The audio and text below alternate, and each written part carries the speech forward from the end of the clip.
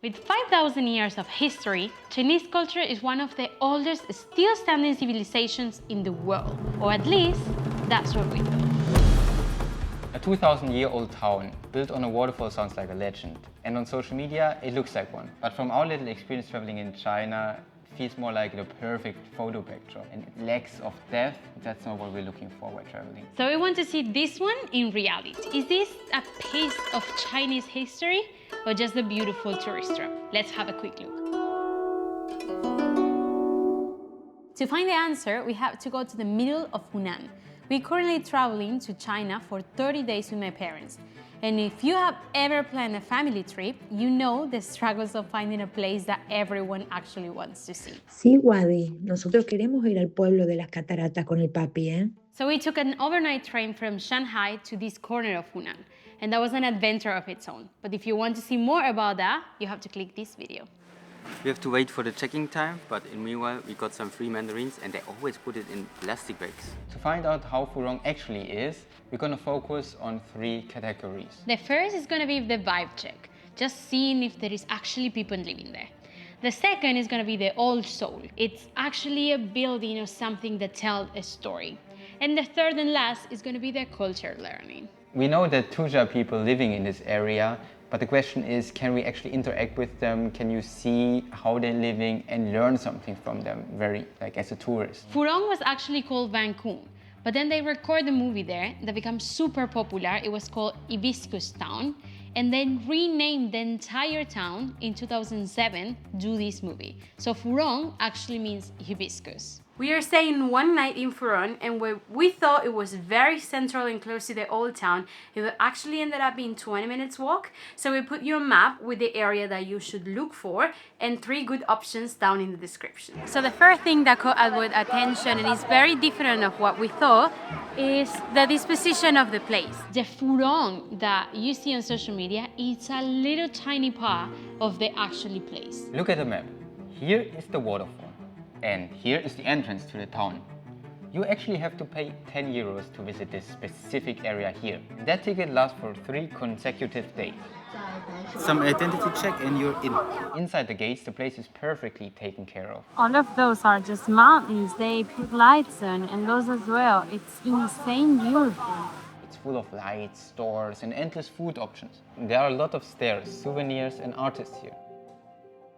But on the other side of the fences, there are another Furong. And then, about 4 kilometers away, there's the actual modern town where the train station is. Just a couple meters away from the buses, customs, big shows, life looks completely different from our perspective. People washing their vegetables in the street, they're gathering together, family meals, and selling food right from their doorstep. If we had to rate the authenticity of this area, it would be definitely a 10 out of 10. But the truth is, this isn't the Furong we came to see. So we get surprised with a beautiful welcoming and a show.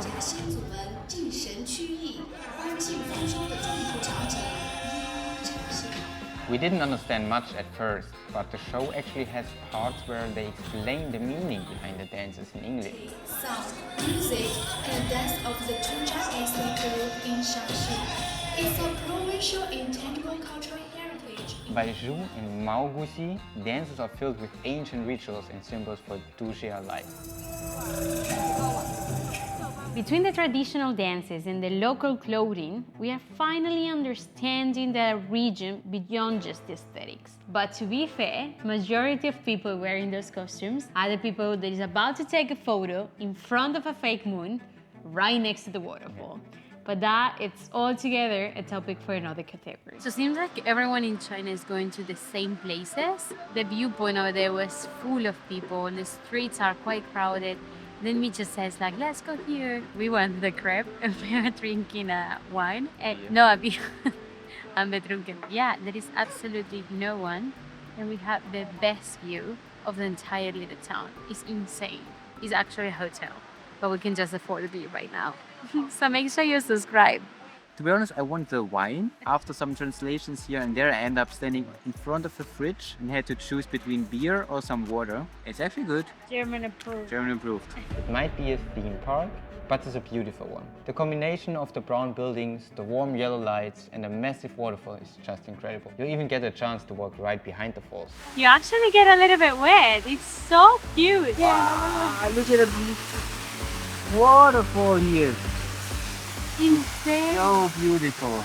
This is a very authentic waterfall with a town that was supposed to be created 2,000 years ago with all the fake lights.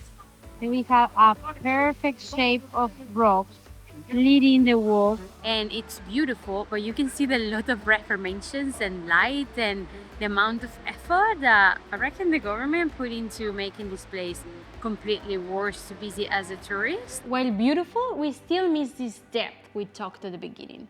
Until next morning, that we have the welcome for a group of people practicing the dragon dance. And that changed the entire picture. They were using the square as their practice hall. And that's when it clicked. It might not be a residential area for everyone anymore, but the locals here embraced their surrounding and adapt to the tourism. We went around more. We explored as much as we could, and we met my parents again behind the waterfalls until we saw the photo opportunity. Got a free photo here, like here's the camera. Now he's taking a photo of us. 1, 2, 3，好嘞。 Thank you. Here we actually still have the photos we got there for free. A tiny little photo with the number where you can then buy the big ones. But the thing that I find it insane is that they reserve the best viewpoints. Yeah. So you as a tourist who pay the entrance and go in the morning, you cannot actually use the balconies because they are set. That just kind of crashed the vibe for me. The vibe check though, I think is a pass. When they filmed the movie in the ancient town, it already was inhabited and no one was living there. So they create the ancient town, but not from completely scratch.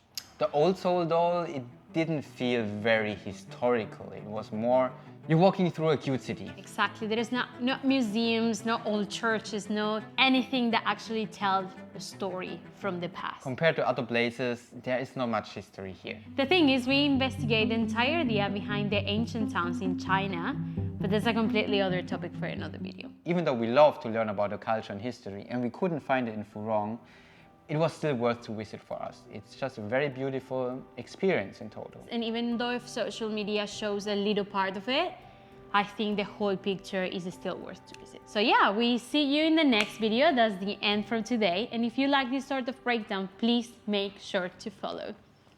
See you in the next one.